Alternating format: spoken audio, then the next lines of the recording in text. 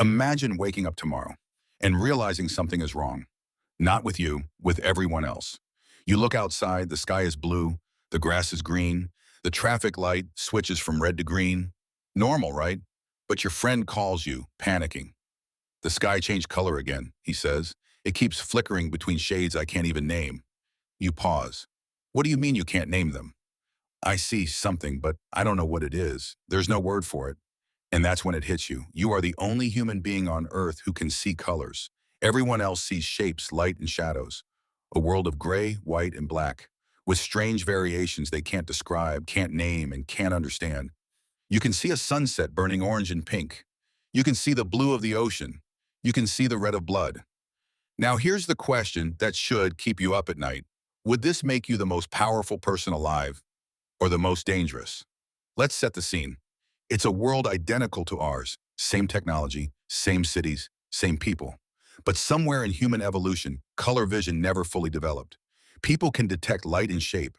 They can see contrast. But the wavelengths of color are completely invisible to them. Except to you. At first you think it's a joke. You tell your parents the apple is red. They look at you like you've lost your mind. The apple is dark, your mother says. It's always been dark. You go to school and try to explain that the sky isn't just light, it's blue. A deep, endless blue that stretches forever. They laugh. Your teacher pulls you aside. She thinks you're imaginative, maybe even disturbed. You start to realize that you cannot prove what you see because the experience of color exists entirely inside your perception. There is no machine, no test, no scan that confirms it. This is the first great trap of your gift. You know something extraordinary is real, but you can never make someone else experience it. Sound familiar? It's the same trap inventors, visionaries, and artists face, seeing something long before the rest of the world is ready. Now things get interesting. You have a decision to make. Do you tell the world what you can do, or do you keep it secret? Think about it carefully because you now hold information that nobody else on Earth has access to. You can look at a field of flowers and know which one is yellow, which one is purple, and which one is red. In a world where nobody can see color, color-coded systems never existed. There are no red lights, meaning stop, and green lights, meaning go. Maps have no color layers. Medicine has no color-coded pills. Wires are labeled by shape instead of color. Yet you can see all of it. And in the wrong hands, or even in your own, this could become the most dangerous advantage in human history. You could look at food and instantly know which berries are ripe and which might be toxic.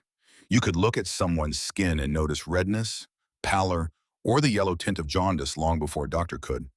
You could walk across a battlefield and distinguish camouflage from the background in ways no soldier ever could.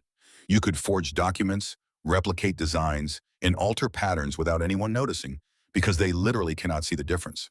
But if you possess a sense nobody else has, does that make you more human than everyone else? Or something else entirely? And here's the part nobody talks about. It's not just power, it's isolation.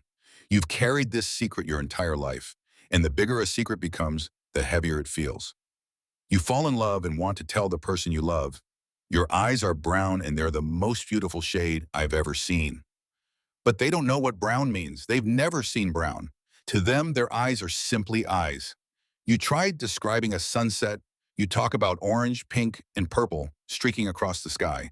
They smile politely, but deep down they think you're speaking in metaphors. Poetry, fiction. The loneliness becomes almost unbearable because you're not merely different, you're untranslatable. Psychologists call this epistemic loneliness, the feeling of knowing something real that you fundamentally cannot share with anyone else. It's the same sensation people describe after near-death experiences or after witnessing something traumatic that nobody else saw. You know something is real, yet you are completely alone in that knowledge. But what if you stopped trying to explain it and started using it instead? You don't reveal your gift. You don't write a manifesto or appear on television. You simply begin making decisions that nobody else can explain. You become a doctor and catch illnesses before anyone else. A patient's skin carries the slightest yellow tint. Jaundice. A wound looks a little redder than normal. Infection. Your diagnostic accuracy becomes legendary. People call you a miracle worker. Then you become an artist. Your paintings feel different. People stand before them and experience emotions they cannot describe. Critics call you a once-in-a-generation genius.